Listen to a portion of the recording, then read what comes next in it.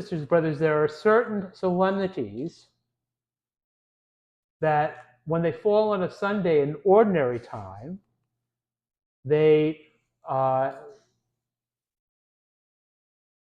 looking for the right word. I had it before. Supersede is a good word. I'll just use that one. It wasn't what I had in mind, but I'll use supersede. Supersede, take precedence over the Sunday, yes? The technical term, they bump the Sunday. And we've got a bump here today, sisters and brothers. We are in ordinary time, but you'll notice I'm not wearing green, I'm wearing red, because we're celebrating this great solemnity of Saints Peter and Paul. And I know what you're thinking. You're thinking, how is it possible for these two very, very, very important saints, so instrumental to the earliest days of the church, how is it possible they have to share a feast day?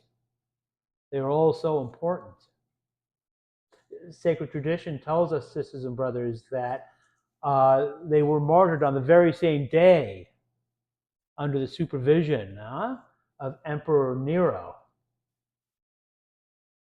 And tradition tells us that day is June 29th. It's the usual practice that we celebrate Saints' Feast Day on their birthday into heaven as they conclude their earthly life.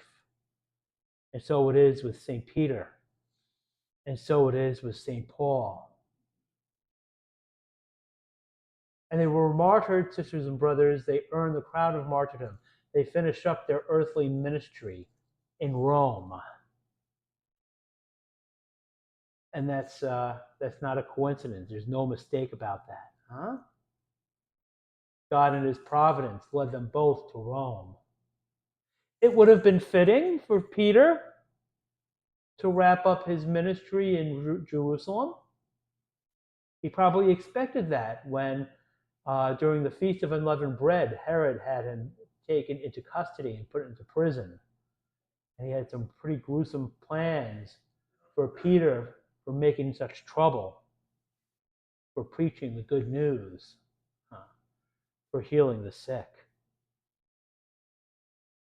And much to Peter's surprise, the angel led him from prison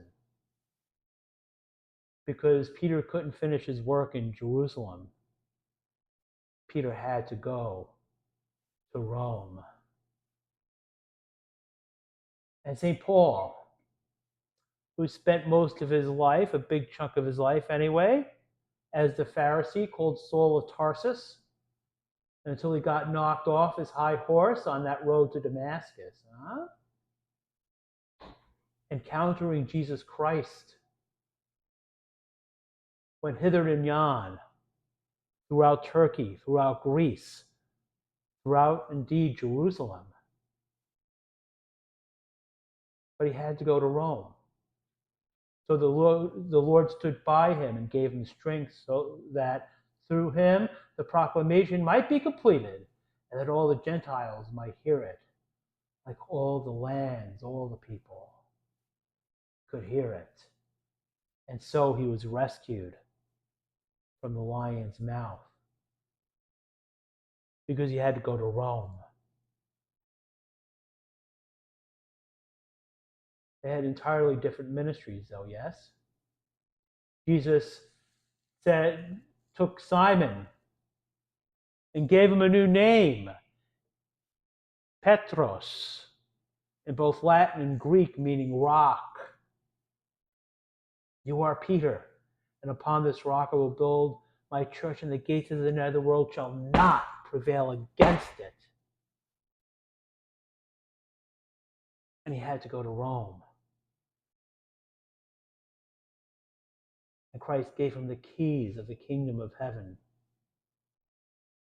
St. Paul competed well, finished the race, kept the faith, and he had to go to Rome. Two very different men, sisters and brothers.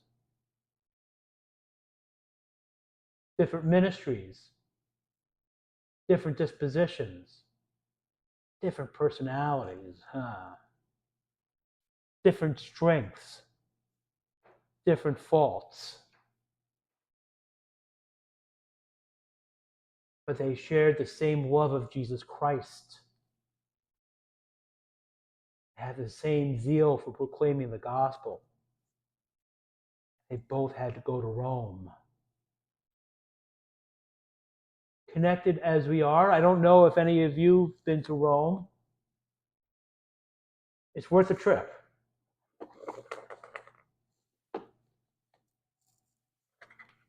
But we were all connected to Rome